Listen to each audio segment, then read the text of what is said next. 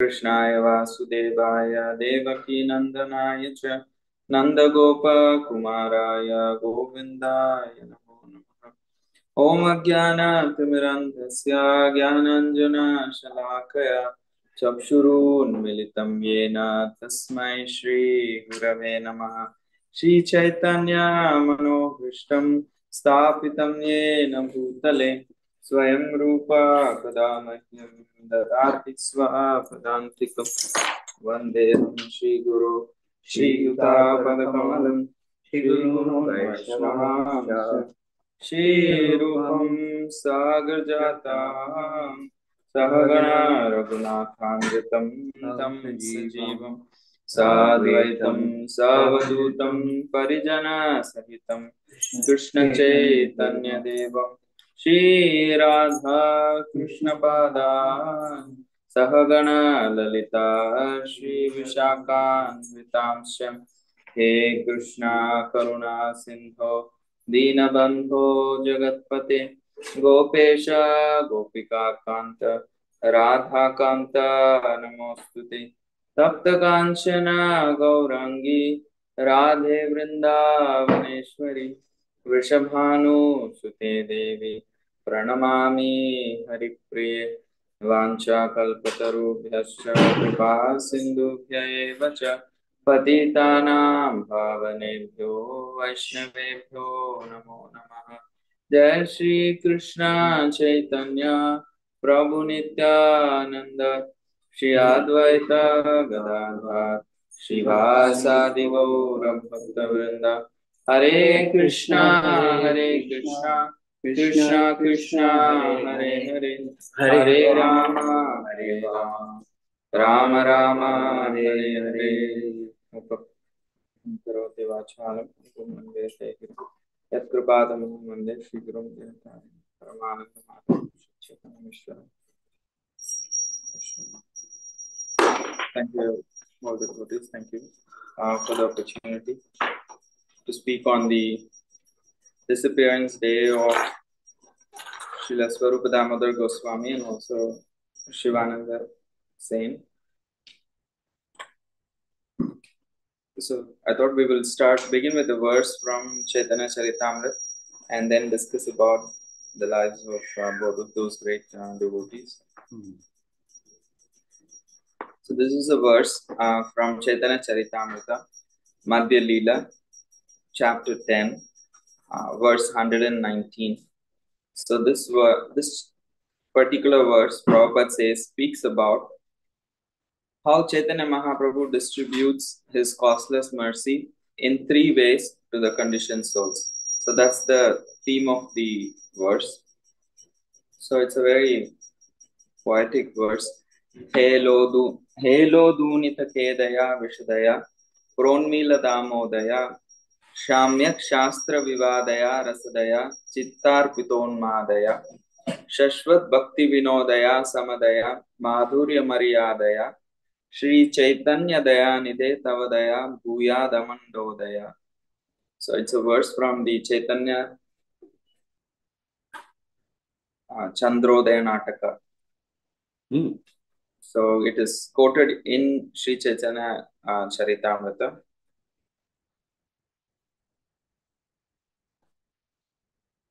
So the verse means, and the reason I picked this verse, this is from Sri Chaitanya Chandrodaya Nataka, which is written by Kavi Karnapur, who's the son of Shivananda Sain, whose disappearance day is today. So the translation is Ocean of Mercy, Sri Chaitanya Mahaprabhu. Let there be an awakening of your auspicious mercy, which easily drives away all kinds of material lamentation by making everything pure and blissful. Indeed, your mercy awakens transcendental bliss and covers all material pleasures.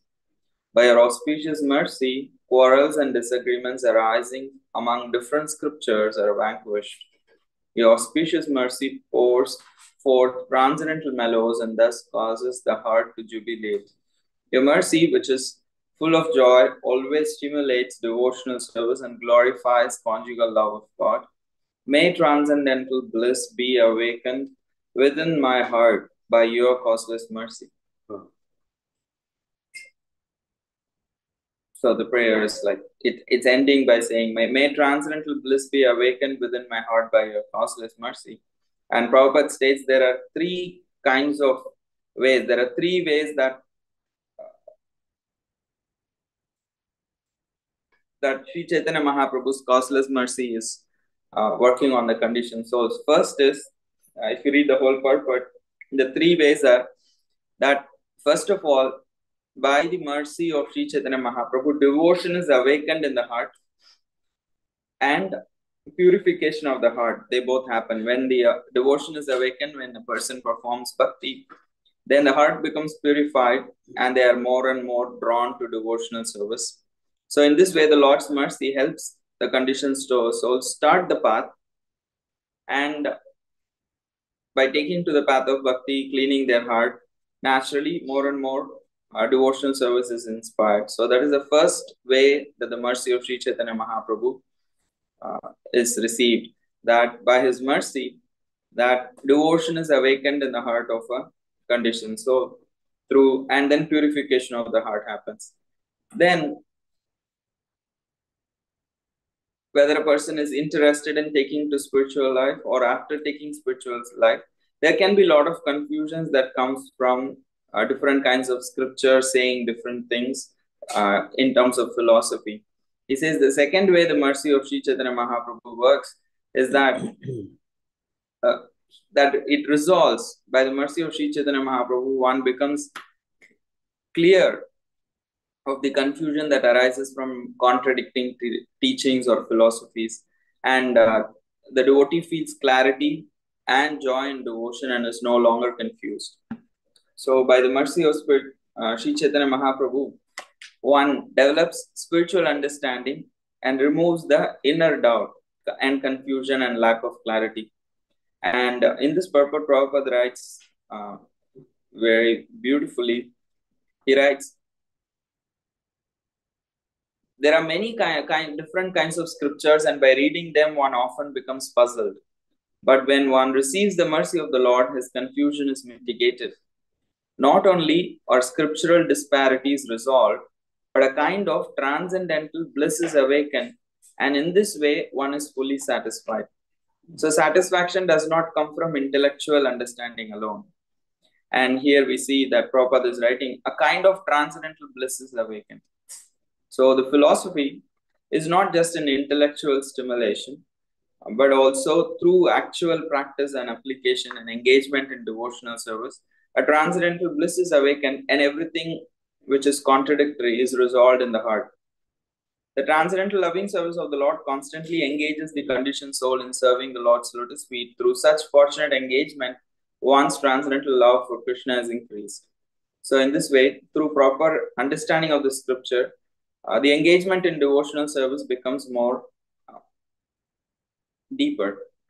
And then the third is, now that the one has taken to bhakti and all the confusions are cleared and one is engaging deeply, then naturally by Sri Chaitanya Mahaprabhu's mercy, the devotee gradually becomes steady in bhakti and also becomes joyful. And real love for Krishna actually awakens. So one is not disturbed by the material life, even while living in it. So, and also sharing Krishna consciousness to others. So in this way, awakening of steady love and bliss in devotional life becomes possible only by the mercy of Sri Chaitanya Mahaprabhu. So the third way the mercy brings our devotees is to a state of deep, steady, joyful devotion and spiritual strength. So in short, Sri Chaitanya Mahaprabhu's mercy starts the spark of bhakti in the heart of a person, and also develops the purification of the heart and gives clarity in spiritual understanding, and also strengthens one devotion and eventually offers love of Godhead. So in this way, the mercy of Sri Chaitanya Mahaprabhu, that no other incarnation of the Lord or the Lord himself in other form, times when he appeared, that he has not offered love of God freely and fully. And that's what Sri Chaitanya Mahaprabhu is offering. and it is offered through many of his devotees also. And they were very instrumental for this particular mercy of Sri Chaitanya Mahaprabhu in being spread everywhere. So today, if we read Sri Chaitanya Charitamrita, it is written by Krishnadas Kaviraj Goswami. But if you read what Krishnadas Kaviraj Goswami says, how did he write this book? He says he heard from Raghunath Das Goswami about the life of Sri Chaitanya Mahaprabhu, and because of that knowledge from Raghunath Das Goswami, he could write this particular Sri Chaitanya Charitamrita. But where did Raghunath Das Goswami hear from? Yes, of course, he was also a personal assistant of Sri Chaitanya Mahaprabhu. Rather, an assistant to the personal secretary of Sri Chaitanya Mahaprabhu. So he was not directly an assistant of Sri Chaitanya Mahaprabhu. He was serving Swarup Damodar Goswami, who was a personal secretary of Sri Chaitanya Mahaprabhu. Sri Chaitanya Mahaprabhu had a personal servant and a personal secretary. So Govinda was the personal servant who would massage Sri Chaitanya Mahaprabhu, arrange for his bathing, arrange for his prasad, arrange for his clothes. And in this way,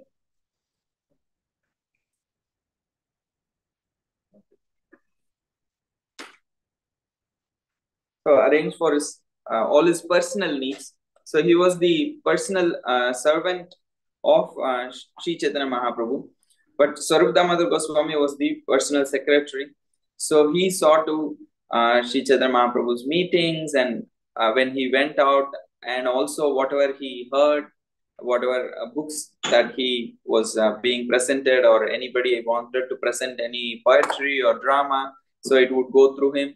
And also he assisted Sri Chaitanya Mahaprabhu by reciting the proper verses according to the mood of Sri Chaitanya Mahaprabhu. That Sri Chaitanya Mahaprabhu's mood, he could understand what is the mood of Sri Chaitanya Mahaprabhu, and accordingly recite verses and books from different books, which could actually deepen the devotion of Sri Chaitanya Mahaprabhu's absorption.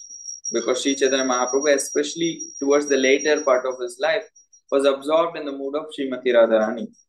So, in order to embellish that mood, in order to make it more deeper, he would know what to say, what to recite, and what to sing. So he was not just very intellectually, like philosophically, very well read and very well studied. However, he was also a very expert in singing and in arts. So he would sing in such beautiful ways to deepen the mood of Sri Chaitanya Mahaprabhu's ecstasy. And he kept a diary in which he wrote all the various pastimes of Sri Chaitanya Mahaprabhu that he was part of in Jagannath Puri. And Raghunath Das Goswami was his secretary, so he knew of this diary of Swarupa Damodar Goswami.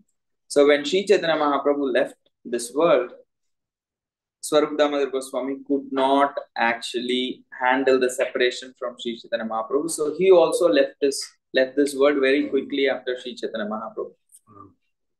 Raghunath Das Goswami could not handle that both of his masters are not physically manifest anymore. So in that separation, he wanted to commit suicide. So he said suicide, like he wanted to end his life. He could not bear the separation from Sri Chaitanya Mahaprabhu and Swarup Damodar Goswami. So he thought, okay, let me go to Vrindavan and jump from Govardhan Hill and end my life. And when he went there, and Rupa Goswami and Sanatana Goswami could understand the mood of Raghunath Das Goswami and convinced him that you have had the fortune of personally spending time with Sri Chaitanya Mahaprabhu. Because Rupa Goswami and Sanatana Goswami, they were the prominent disciples of Sri Chaitanya Mahaprabhu. But ask them how much time they had with Sri Chaitanya Mahaprabhu personally was very little. Those days, travel was not very easy, and they all lived in different parts of the country. So, not more than 3 times they actually met Sri Chaitanya Mahaprabhu. Once in Ramakeli, once in Prayag or in Kashi, because they both met. Sri Chaitanya Mahaprabhu, Sanatana Goswami met in Varanasi, and Rupa Goswami met him in Prayag. So these two, that was the second time, and the third time was that they visited Sri Chaitanya Mahaprabhu in Jagannath Puri. So it is not more than 3 or 4 times that they personally met Sri Chaitanya Mahaprabhu and spent time with him. But they were his primary disciples who took over all the, who actually completely organized the Krishna consciousness movement and wrote books, excavated places, built temples. So he gave all the mission in their hands. However, they just met for a few times. So they said, we have hardly had the personal association of Sri Chaitanya Mahaprabhu. Raghunath Das Goswami, you have had the fortune of staying with Chaitanya Mahaprabhu for so many years, personally seeing him every day and observing his pastimes in Jagannath Puri. And why don't you actually speak about those pastimes to us? We don't know what happened in Puri in detail. So they encouraged him. So what do you think will make Sri Chaitanya Mahaprabhu happy? You just giving up your life? Or you actually spreading the glories of Chaitanya Mahaprabhu by sharing his life with others? So in this way, they actually convinced him to not to end his life, rather to every day sit on the banks of Radha Kund and speak about the mercy and the pastimes of Sri Chaitanya Mahaprabhu that happened in Jagannath Puri. And what was his reference? His reference was Swarup Damodar Goswami's diary. So he took all of those notes kept by Swarup Damodar Goswami to Vrindavan, and based on that, he was speaking. Of course, he was also a personal witness, but he also based it on Swarup Damodar Goswami's diaries, entries, and he spoke every day elaborately about the life of Sri Chaitanya Mahaprabhu at the banks of Radha Kund to all the audience. And Krishnadas Kaviraj Goswami was at that time living in Radha Kund. So every day he had the fortune of personally hearing from Raghunath Das Goswami.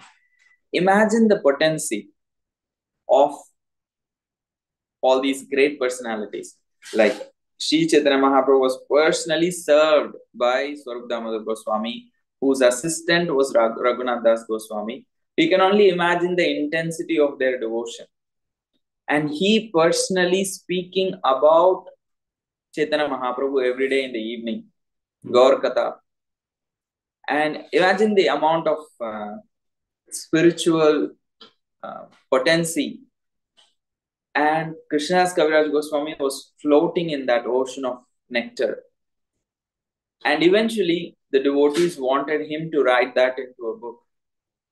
And today we have Sri Chaitanya Charitamrita by the mercy of Swarup Damodar Goswami, by the mercy of Rupa Goswami and Raghunath Das Goswami, and also Krishnadas Kaviraj Goswami. So, in this way, there are many ways that all of these great devotees have served, and because of their service, we are being saved. So, what we have is the life and dedication of so many devotees. And that Sri Chaitanya Charitamrita was brought by Srila Prabhupada to the West. Otherwise, who would know? Sitting in New York City, discussing about someone who lived 600 years ago, 500 years ago. Nobody probably knows, even within in India, it's not that some of these devotees are widely known. So we have this fortune, and that's by the hard work of so many devotees. And a real devotee actually lives and leaves with devotion at the center. So devotion is not just what we do, it's also who we become, like how we actually practice and how our lives are shaped by that devotion. And that is how we live shapes how we lead the world also. So disappearance day is, it is said, Bhaktisiddhanta Saraswati Thakur says, between the appearance day and the disappearance day, disappearance day is even more glorious, he says. Because he says when a devotee appeared, nobody knew the greatness of that devotee. It's like a small baby, maybe a special baby, maybe a more devotional baby. Like it's not very clear and it's not fully manifested. Their pastimes and their glories are not fully manifested. Bhaktisiddhanta Saraswati Thakur says when a Vaishnava disappears, that's when the world actually understands the greatness of that Vaishnava. because their contribution is now very clear. Their life is the inspiration behind their life, and the way they have conducted. It's all there for the world to be inspired, and the complete glory and the potency of the devotee is manifested. So the time of disappearance of a devotee is also considered very auspicious. That's why we are celebrating those days. And of course, Shivananda Sen is also a very great personality. And there's like a few minutes is not enough. He has a very interesting personality. He has done many services. He organized the Puri Yatra for all the devotees to go from Bengal in those days, which they have to go by foot, and they have to cross many rivers. They have to cross many different kingdoms ruled by different kinds of governments or kings. So he helped the devotees to move from Bengal to Orissa every year, for many years. But he also had a very interesting personality. At least two places in Chaitanya Charitamrita, he has interactions. First with Nakul Brahmachari and then with Narsinghananda Brahmachari. So Shivananda Sen hears that Nakul Brahmachari is a great Vaishnava. He is living there. And in his heart, Mahaprabhu has entered. And both his inner attitude and his external appearance were taking on Mahaprabhu's nature. And the word actually widely spreads. And Shivananda Sen is like, nah, it's like, are you sure? Like, he was having a doubt. Not in a bad way. He was like, are you sure is it real? So he thought, okay, let me go. There were hundreds of people coming every day to visit Nakul Brahmachari, because imagine, he is like, his external form is becoming golden, and he's singing and dancing continuously in ecstasy. So people were like amused, and they were just coming to take darshan. And Shivananda Sen entered the crowd, and he was like among hundreds of people. There's no way that Nakul Brahmachari would know. In his heart, he was thinking, if Mahaprabhu is in his heart, Nakul Brahmachari will call out for me and will also tell the secret mantra that I chant. So when he thinks and hides like that, Nakul Brahmachari actually starts calling out for Shivananda Sen's name. So then he goes before Nakul Brahmachari and offers his obeisances. And then he says, you doubted me, so listen carefully. I'll put an end to your doubts. And your worshipable mantra is the 4-syllable Gaur Gopal mantra, because his personal deity was Gaur Gopal deity.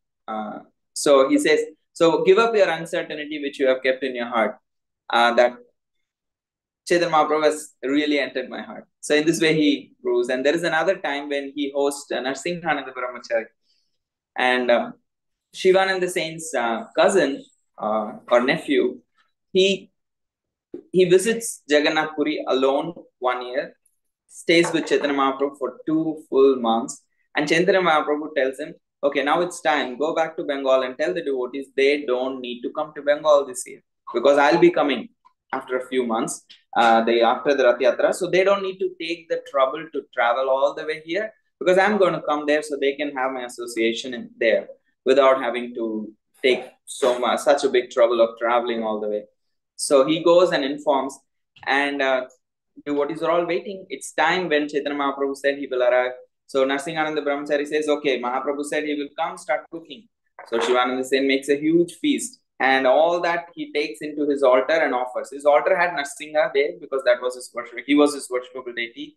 His altar had Jagannath, Baldev, Subhadra, and his altar also had Gauranga Mahaprabhu's deity. So he offered all the food, and then he comes out and says to Shivananda Sen, actually, Narsingadev and Jagannath ji are completely hungry today. He says, why? We cooked so much. What's the problem? He says, no, Chaitanya Mahaprabhu ate all the 3 plates. And Shivananda Sen is like, are you sure? Like, what's going on here? Because he says, we have to cook again. We want more food. He's like, Narsinghananda Brahmachari, did you go inside and eat inside? Because the plates are coming empty completely there. He says, no, all the 3 plates food is eaten by Chaitanya Mahaprabhu and the plates are empty. And he says, Narsingadev and Jagannath ji is also empty and hungry. So we want more food. He's like, are you sure what's going on here? Is Narsinghananda Brahmachari eating everything inside? So he's like, okay, so he cooks. And then still the doubt is like, what is this? It just does not add up well. So the next year when Chaitanya Mahaprabhu actually visits them, he recounts this pastime. He says, oh, last year in this time, I could not come, but I accepted the offering of the 3 plates, all of the offerings that Narsinganand Brahmachari made. It was so wonderful that I ate everything. And Shivananda Sen is, okay. Chaitanya Mahaprabhu knows my heart, so he's just clarifying. So Shivananda Sen had many, many pastimes like this. And his son, one year he takes his son to have darshan of Sri Chaitanya Mahaprabhu. And he was a small baby. And Chaitanya Mahaprabhu puts his lotus feet before the child. So the child takes the toe of Chaitanya Mahaprabhu and sucks on it. And everybody is very happy. And he gets that nectar and he becomes the great poet Kavi Karnapur, who's like, the verse that we read is written by him. So just to see the amount of Sanskrit scholarship and devotion is also there. The scholarship is also amazing. Hello dunita ke daya. Though continue, every word ends with daya. Hello dunita ke daya vishadaya pronmila damodaya shamyat shastra vivadaya rasadaya chittarpitonmadaya shashvat bhakti vinodaya samadaya madhurya maryadaya Shri Chaitanya daya nidetavadaya bhuyada mandodaya. So he's very well known for his poetry and his books. So he wrote one of the initial life histories of biography of Chaitanya Mahaprabhu also after Vrindavan Das Thakur and others. So in this way, these are great devotees, but I also wanted to end, I know it's almost 45, give me 2 minutes, that I was speaking how a devotee lives, shapes how we leave this world. Because we are speaking about the disappearance of these great devotees. Recently, there was a devotee, Mataji, in ISKCON Chowpatty Radha Gopinath Temple in Mumbai. So I know her because I lived there for a few years. Why I'm saying was this devotee was a very simple, sweet servant on the background. She was the one who stitched dresses for Radha Gopinath for many years. She was very young. She was not older. She was less than 40 years old. So she's been like stitching dresses of Radha Gopinath for now 15 years almost. And it is said like they had because Radharani in Chowpatty has her hands like this. So it's very hard to fit because her hands are folded like this. So, and she created such perfect fittings and everything. And anytime they wanted anything for the deities, her punchline was anything for Gopinath, anytime for Gopinath.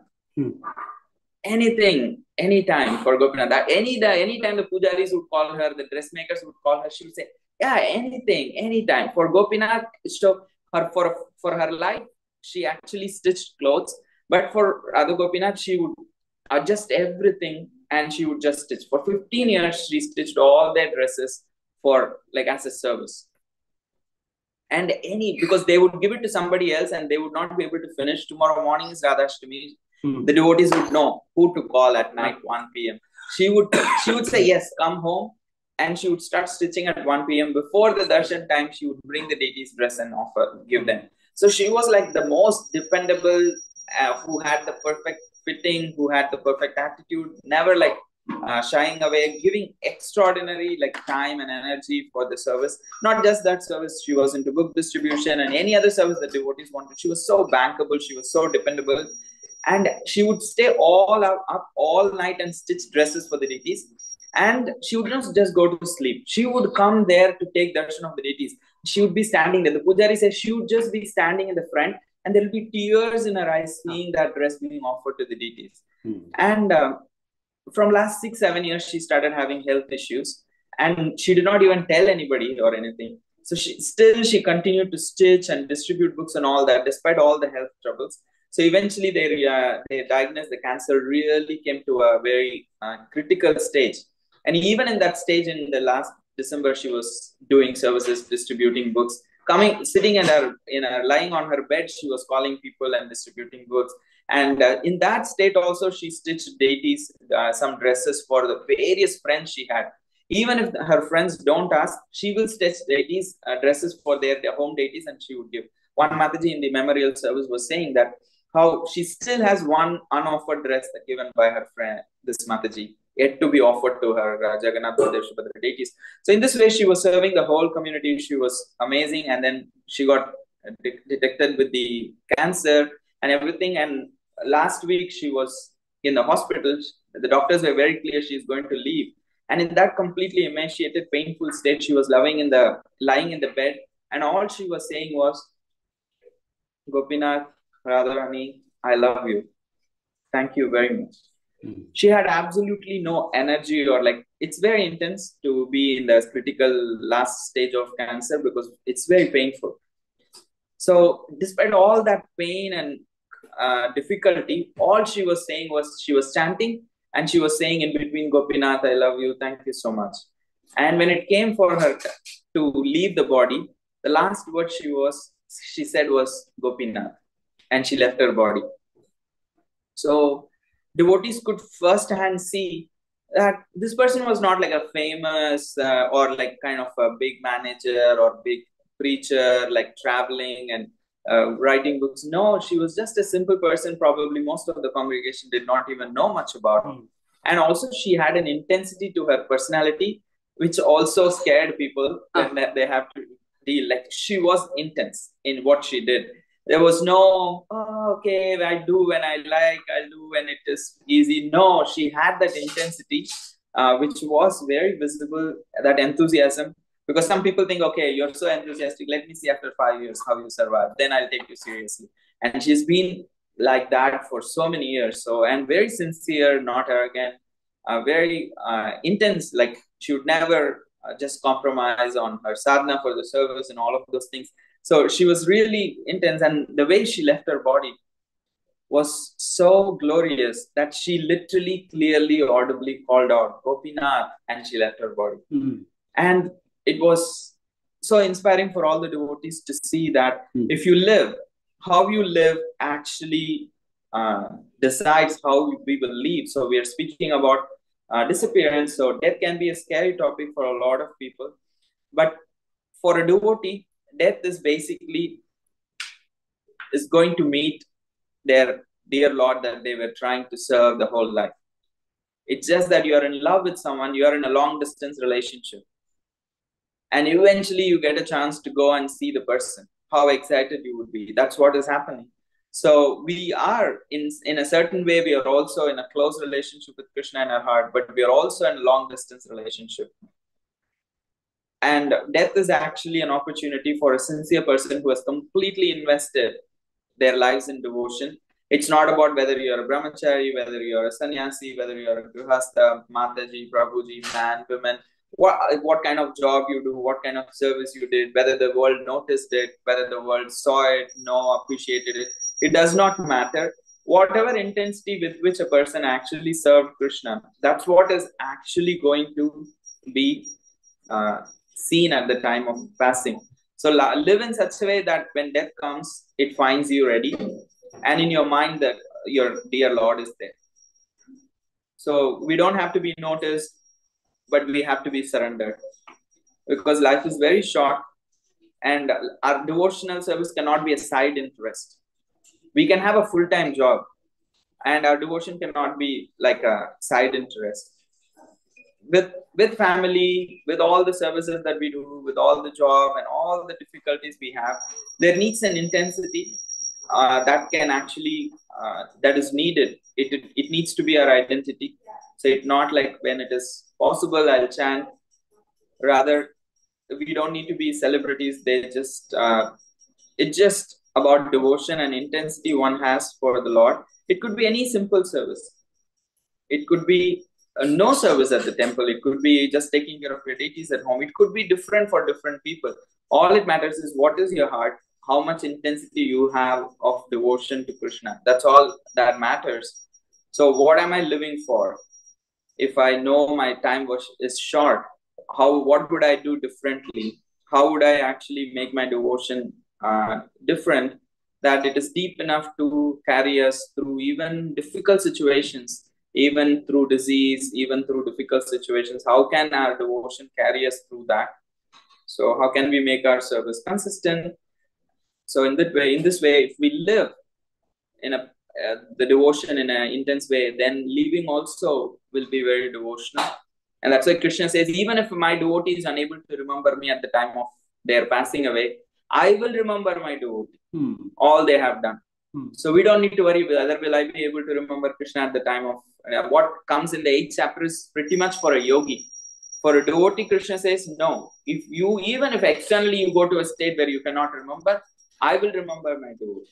So how we live is more important, and that's what is going to design how we live.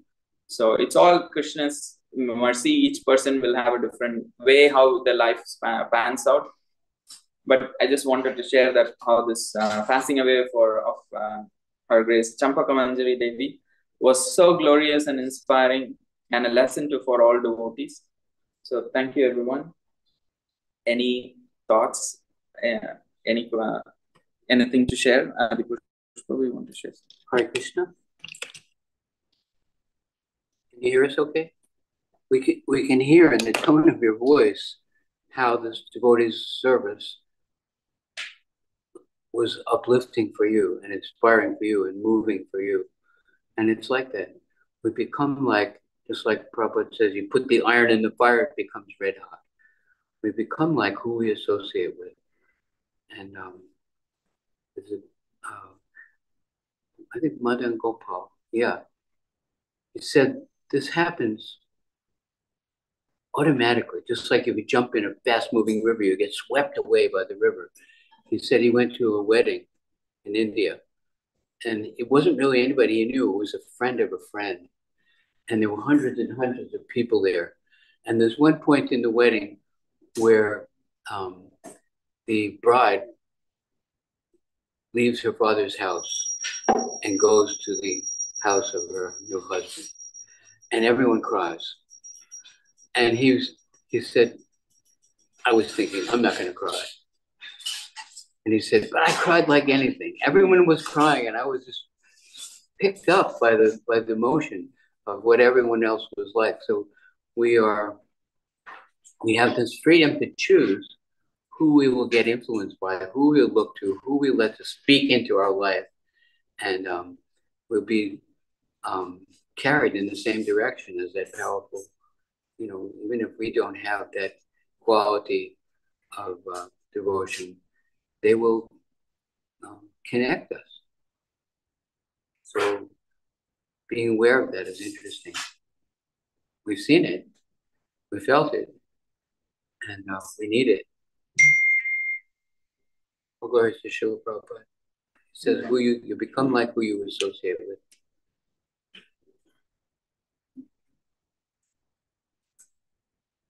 Someone else wants to share something?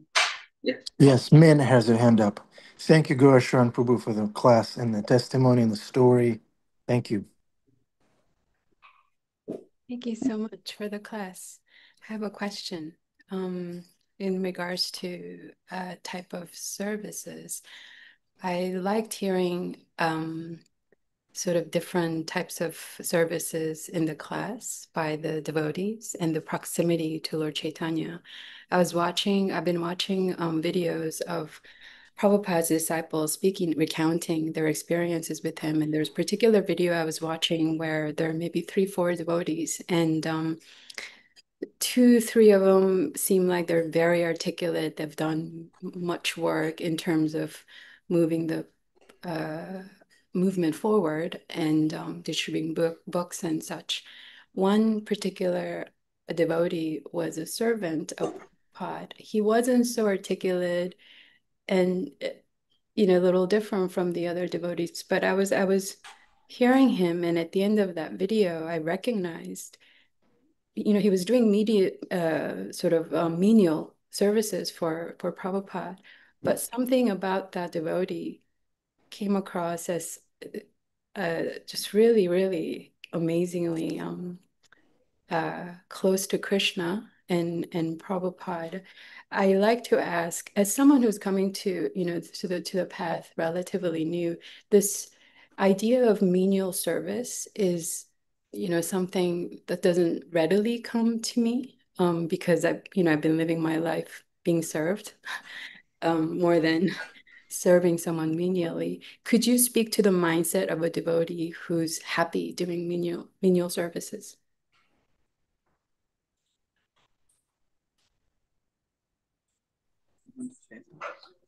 Yeah, menial. It means in general there's a spectrum. At one end of the spectrum, we're selfish. We're only thinking of our own happiness and directly seeking our own satisfaction. But when there's love, then we try to please the beloved. And Krishna says, when they please me, then they are satisfied. So by serving Krishna, we are satisfied.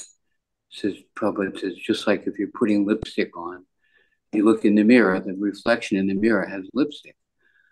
So our own satisfaction is a byproduct. We're not seeking ecstasy or bliss. We're trying to please the one we love. And then Krishna has the blessing upon it. Thank you. Can I answer? Yeah, please. Gaur Sharan wants to speak. Hare Krishna. I was just thinking when Adi Pushpa was speaking how Srila Prabhupada was the most menial servant of Bhaktisiddhanta Saraswati Thakur. He traveled around the world. He was the torch bearer of Chaitanya Mahaprabhu's movement. The prominent disciple of Srila Bhaktisiddhanta, one of the prominent disciples of Bhaktisiddhanta Saraswati Thakur. He's also considered himself the most menial servant of his Guru Maharaj. So it's an attitude. It's not just in the externally what kind of services one does, because some people's service may be that they be the front warriors. Somebody may be doing something else. So it's the quality of one's attitude. It's not the external action itself. Yeah, sometimes when the external service is also kind of what we say as menial, it sometimes could be easy to embody that mood. However, there is no formula in bhakti. There is no recipe in terms of externals. It's an attitude, and that's where the free will of the soul comes into picture. So each one's attitude, each one's sincerity, depth is not. There is no formula. It's a heart. So if the state of heart is menial, then what they do externally does not matter. So in my opinion, Prabhupada had that deep humility. He never thought he did anything. It is just when somebody asked, oh Swami, when somebody was teasing him in India, oh Swamiji, I heard you want to go to America. He said, no, Bhagavatam is going to America. I'm just carrying Bhagavatam. So he had that deep humility. And when somebody asked him, oh, are you the guru of the whole world? He said, no, I'm the servant of everybody. So Prabhupada's mood was that he was the most menial servant of his spiritual master. And that's what qualified him to do what he did. So my 2 cents would be that it's not just the external service alone, it's also the attitude of the devotee. Thank you. So we're going to have darshan now. Thank you very much, men and everyone. Thank you, Gaur Sharan Prabhu.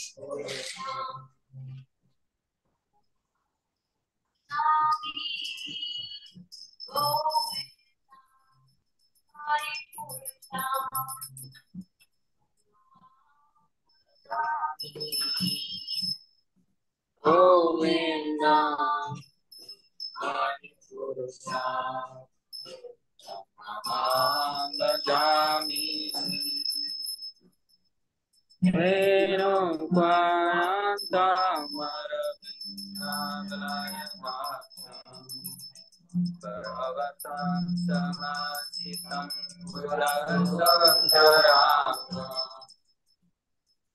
Sandarbhakotikamaniya Viseshasova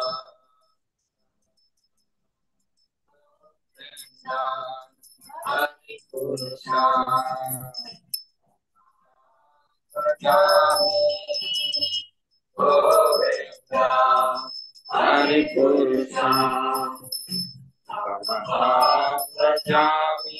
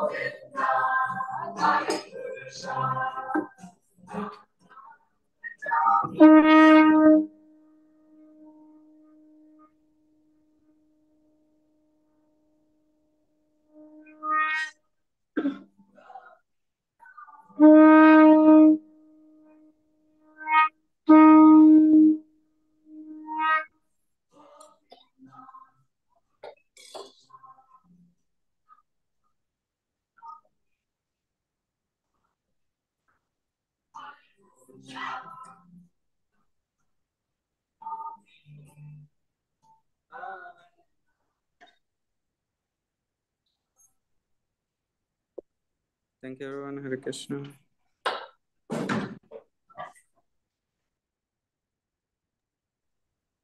Hare Krishna, welcome to the Afterglow. Venu Madhuri has her hand up, followed by Bhima Prabhu. I gotta get. All right, sorry. Gotta get all my eyes and ears together here. Can you hear me okay? Yes, Venu Madhuri. Yeah, I thought Min's question was so beautiful as always, and just wanted to respond to it as well, even though it was so perfectly answered already. Um, she was asking about, what is the attitude, what is the mentality of somebody who relishes menial service, and appreciated how Min was saying how she and honestly saying how she's been served her whole life, so hasn't really, had much of that service even, physically, let alone the attitude. And I just think that's so important to acknowledge. I was just thinking, my gosh, we are all, grown up in relative affluence compared to the rest of the world. And I was just thinking of all the policemen and sanitation workers and all the people who are serving us in ways that we don't know. We're just served all the time. But I was thinking, Min, that in my mind, maybe a bridge emotion that could help is if you've ever been in love, like really in love with somebody, like head over heels, crazy in love with somebody, and you just want to do everything for them and you want to do it perfectly. You want to give them a little gift, you make them a drawing, you wrap it perfectly, everything. You just want to, everything becomes an expression of all this love that you feel kind of flowing out of you, and you just want to give to them and do things for them. And I think it's like that attitude in service And as Adi says, we're not doing it like to get that high, but when you do it, the high does come. It's quite remarkable. The literal, I know the word is overused a bit in the movement, but the ecstasy that comes when you really serve out of love. Byproduct. What? It's a byproduct. It's a byproduct, correct. It's a byproduct. And we want to be careful because it does feel so incredibly amazing that it could become quite addictive. But it's right, it's not what we're seeking. But in the same way, when you're really in love, it's not like you're like, oh, I want to get that feeling. No, you're doing it because you're in love. And so I think that's maybe like a place that might be like, as I say, a bridge to understanding it. Hare Krishna. Sorry to go on and on. Thank you very much, Venu Madhuri. One time, this is a story from Satchidananda Swami. He said that one time during the space race between the Soviets and the Americans, they, I think President Kennedy was, I'm not too sure, but he went to visit one of the sites for the space race. Is it a factory or a launching site? And he talked to one of the bathroom cleaners there, asking them, what are you doing? And the guy say, I am sending the spacecraft to the moon. That's the mentality of someone who is engaged in menial service. They're not just washing, the toilet bowl. They are launching a spacecraft on the moon. That's the mentality. So in the same way, when we serve our guru by, ironing their robes, for example, we're not just iron a piece of cloth. We're serving our guru, and from that comes this high, this sense of validation, sense of connectedness, and ecstasy, the overused word in our movement, like Vinamari said. Just a small addition to what has been said in regards to your question, Min. Krishna Kumari, please speak. Bhima Prabhu, you get pushed to the end of the line by our Vaishnavis. I'm sorry. I did hear Radhanath Maharaj say last night that it's not that we want to impress the spiritual master, we want to please them. And I am in doing the course with Urmila Devi, what I really understood, what is missing in the field of artistry sometimes is that we don't actually see the person having the pleasure from what we've made. And I think that's where it's at, right? So when you're doing menial service, you actually, there's pleasure of the person you're serving, and you feel that pleasure, just like Adi Purush Prabhu said, when the iron is in the fire, it is hot. And actually, Radhanath Maharaj also said last night that same example. And Prabhupada said, he's had some add on to it, like, we'll try to touch it, You might think it's not hot, but if you try to touch it, in the same way, if it's in the cold, then it's cold. So, yeah, I think our association, we also, when we are pleased chanting Hare Krishna, then others are feeling pleasure. So it's all about that exchange, I believe, of the real pleasure of the connection with Krishna. Thank you, Krishna Kumari Prabhu, Devidasi. Every time Bhima Prabhu comes to New York, I'm drawn to touch him, just to make sure that just to make sure he has acquired this quality of fire, of Sankirtan. Stay away from me, Prabhu. Just stay away from me. You need to Why do you? talk to your wife there a little bit. What's that? No, it's all pure. It's all. Yeah. I was gonna say, oh, that's pure right Yeah, there. now talk Holy to Ram. smokes. Yeah. There it is. Ram, dude, don't listen to what your father says. Actually, listen to what your father says, but don't do what he's doing.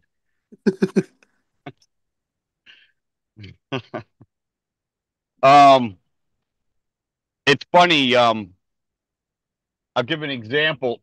When I was back in the day, By the way, can I be heard okay? Because I'm away from the. Yeah, you sound a little Okay, intoxicated.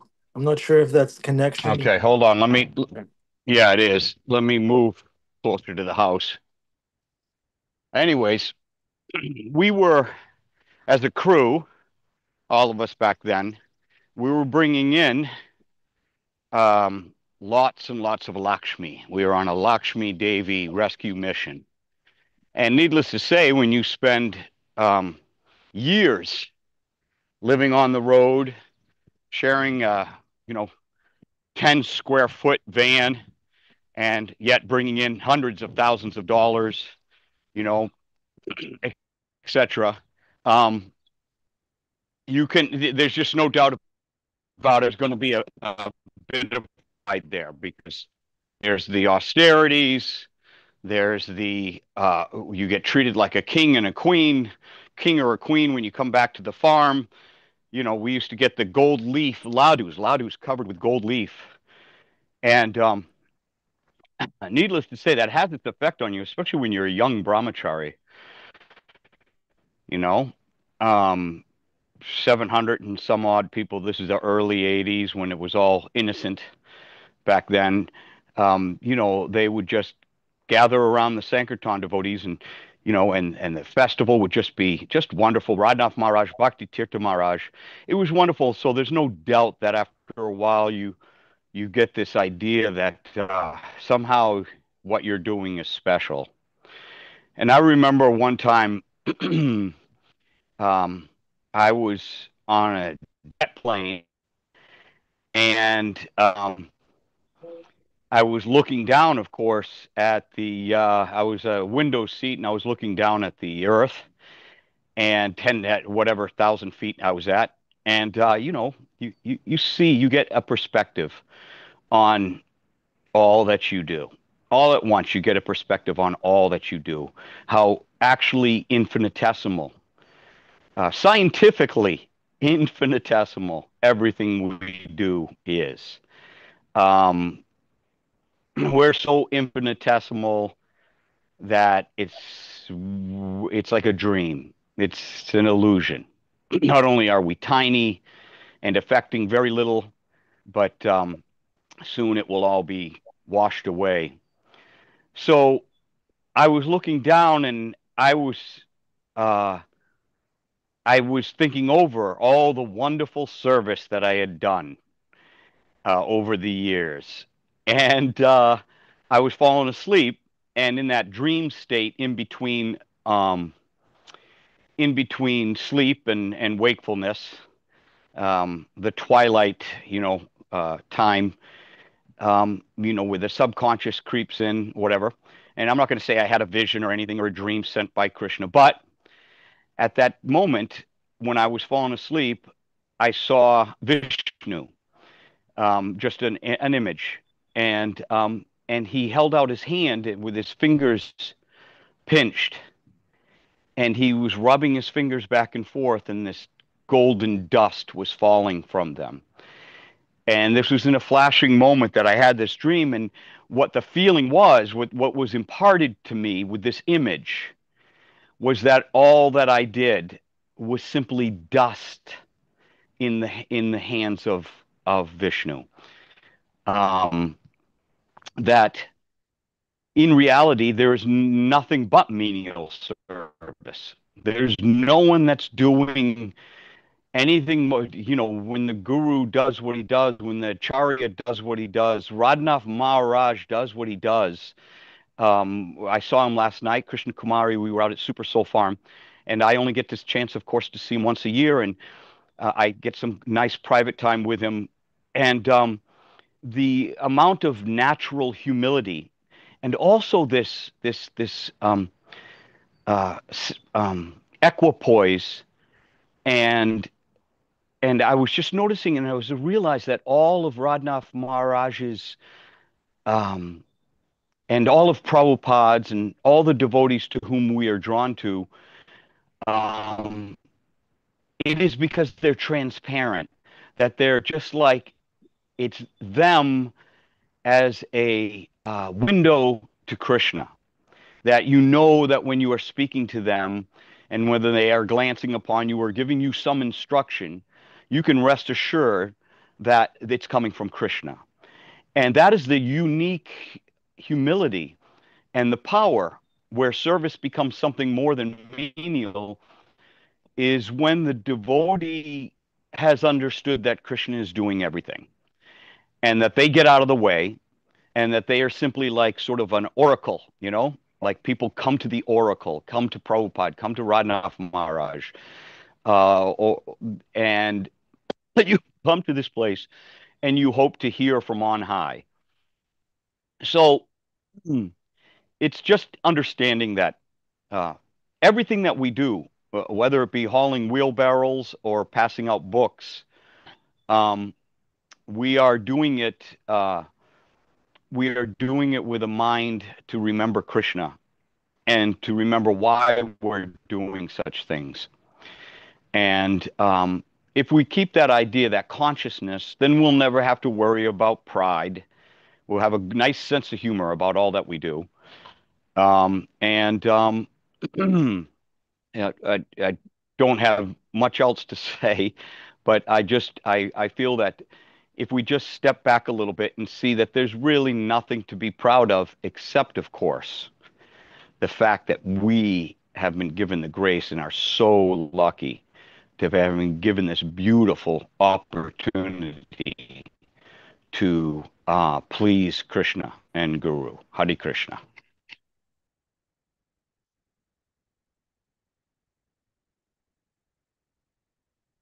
Thank you, Bhima Prabhu. You just defended your title of Bhima Kaviraj, or devotional poet. Thank you. Min, is your hand up from before? No, I wanted No, new hand. to share something with Bhima and just Bhima, come back to the camera. just She's going to respond share something with you.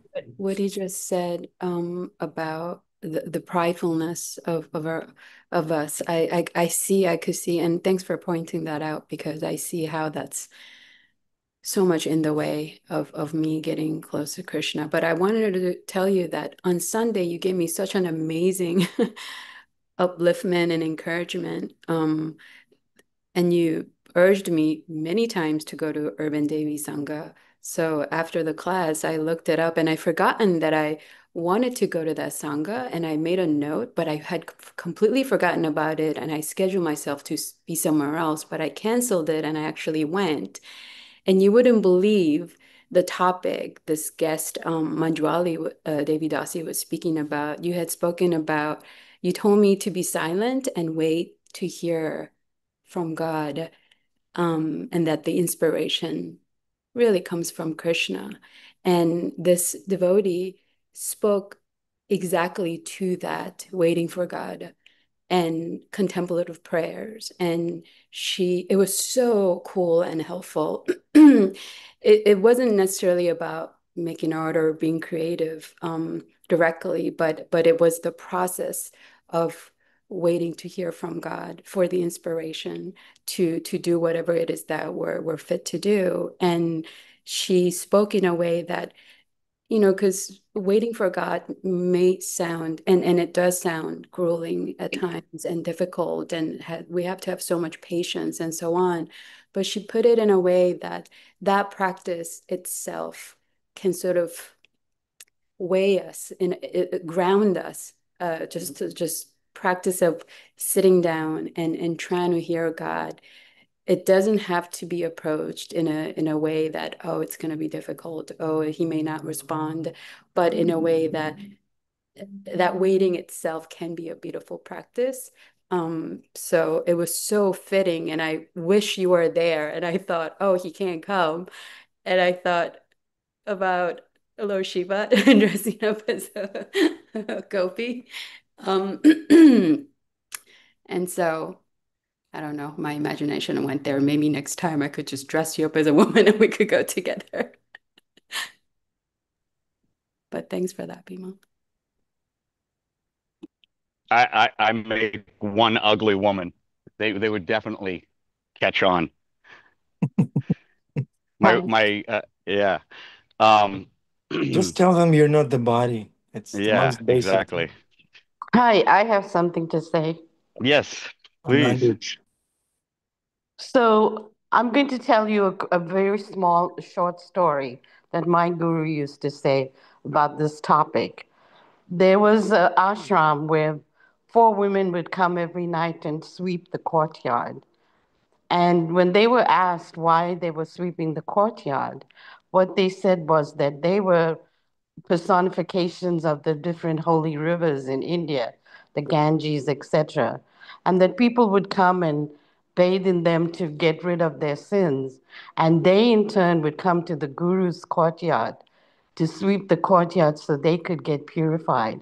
So I cannot, it was drummed into me, and I'm actually tearing up thinking about how the Guru purifies one just by you doing seva, simple seva.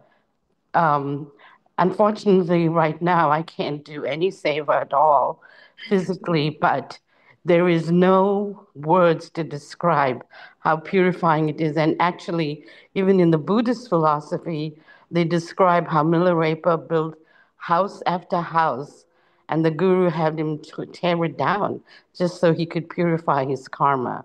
So it is the most precious opportunity to do menial service.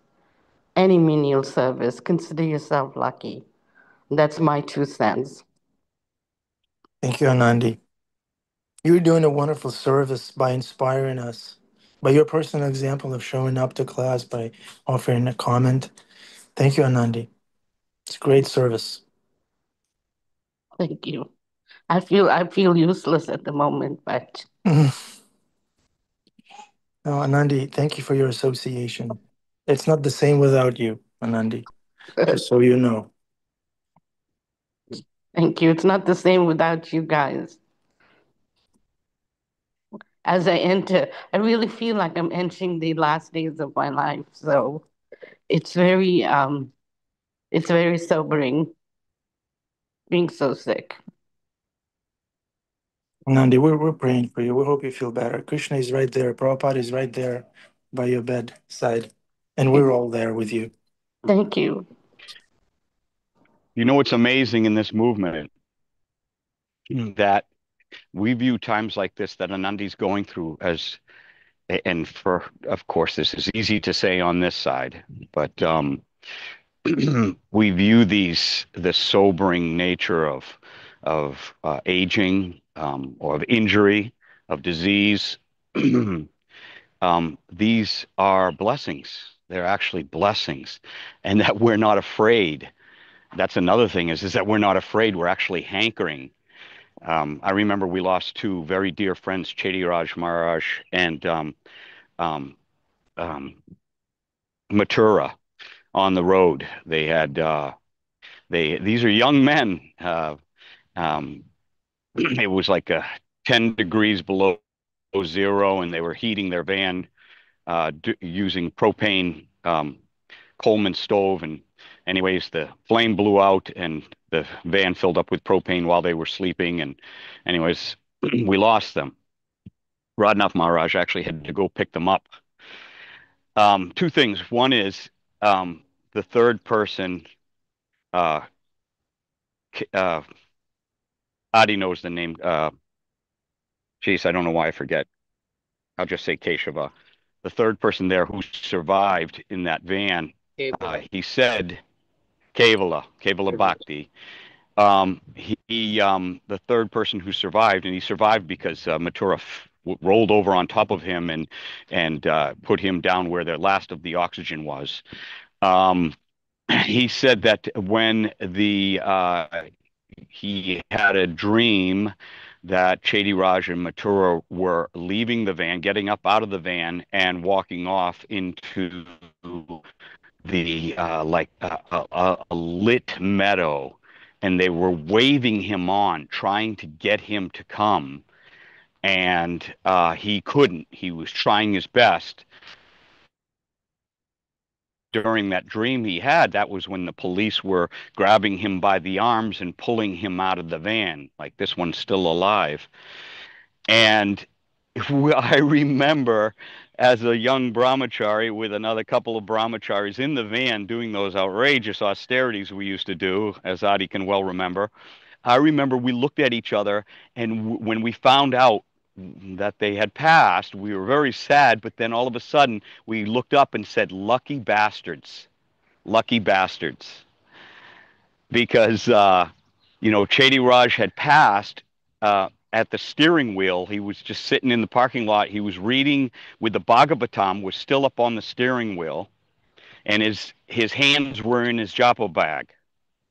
And he was out on talk about service. And he was out on the road in 10-degree below zero weather. I think we were selling Bears hats. The Bears were in the Super Bowl, and we had beautiful corduroy hats to sell, and they were just flying. And anyways, the whole thing is that when we're faced with our mortality, it's such a wake up call, and that wake up call is such a blessing. It's such a blessing. We have the Aboya Charan. We actually have nothing to fear, and about these things. And working around the horses, you have to, especially the fact that I deal with troubled horses who kick sometimes, and I've been nailed a couple of times. But you have to come to this understanding that at any moment something could happen, and you have to try to be prepared. But at any moment, and something could happen, and you could end up getting trampled and hurt really bad, et cetera, et cetera. And what that does is it keeps you on your toes, and it also keeps you in the now moment. That's really important. When we slow down and we're not troubled by the world, we're in the now moment. When we're sick and laid up in bed, we're in the now moment. And only then can we actually think of Krishna. Only then can we be present enough to heartfeltly remember Krishna. Like no matter what's going on around you, it doesn't matter. It doesn't matter. Everything in this world is meaning, and you get that when you are giving, when Krishna starts calling you home, type of thing. So, anyways, that's my 2 cents on that. Hare Krishna. Thank you, Bhima Prabhu. I once asked Adipusha Prabhu, when are you going to retire? And he said, retire from what?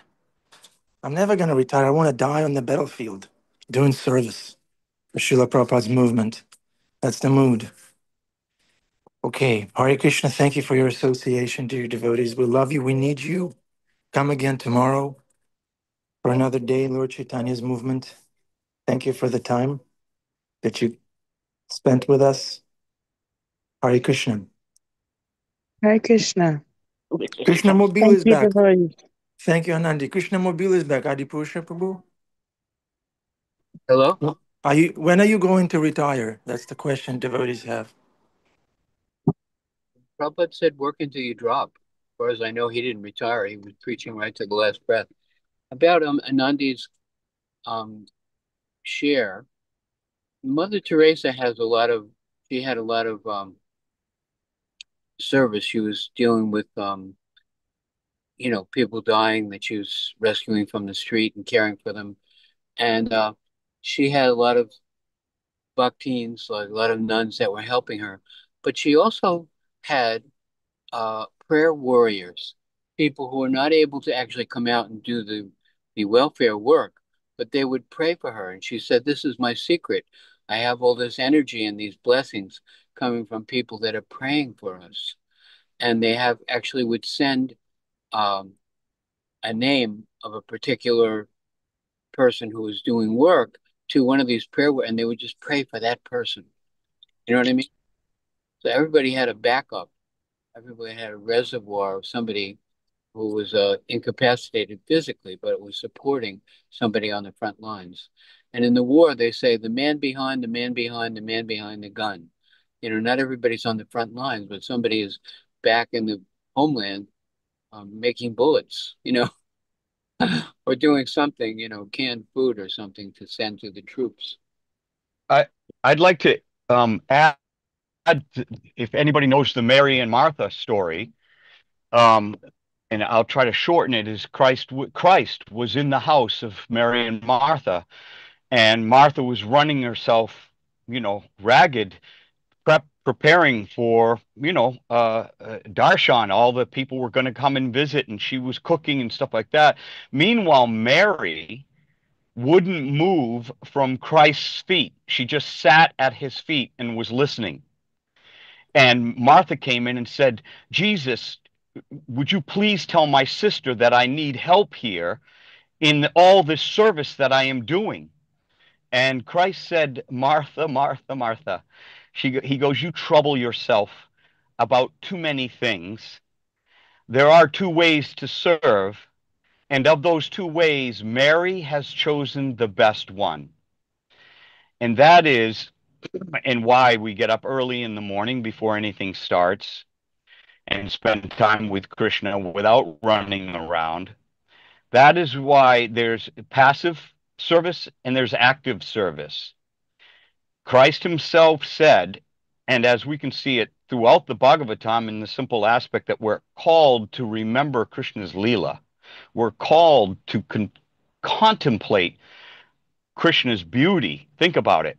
That's service, remembering Krishna, standing still, contemplating, taking a good stock of our own desires. This is all service. Why? Why is taking stock of our own desires and if it's just about, because we have to move forward for the sake of giving people an example to follow. If we didn't have examples to follow, if we didn't have a shining beacon walking amongst us, we would not know which way to go. So Mary saw that Christ was there, and she wasn't so-called serving, and Martha was complaining about it. And Christ said, no, no, no, Mary's doing the best service.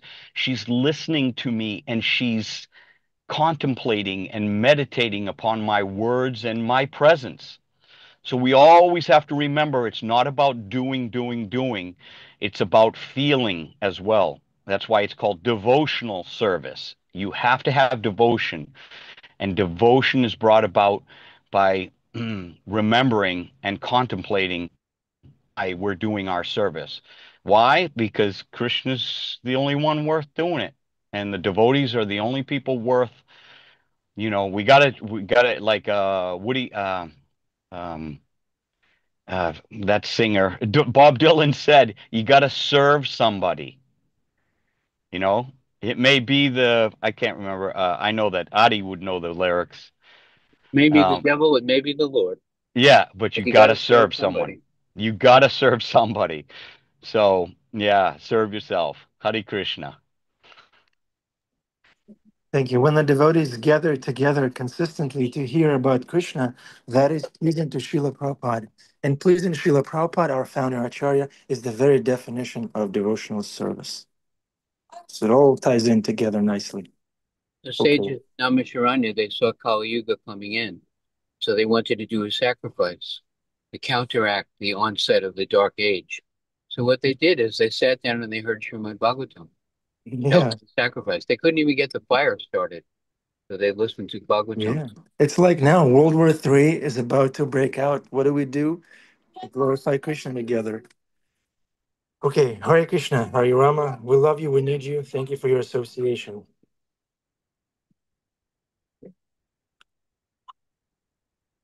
Karen, I'm sorry. I almost forgot about Karen and Isaiah and Annabelle.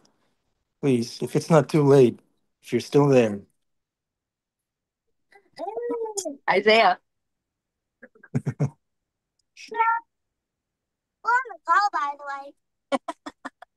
Thank you. Another Krishna mobile. Ciao. Hare Krishna. Okay, Hare Hare Krishna. Krishna. Hare Krishna.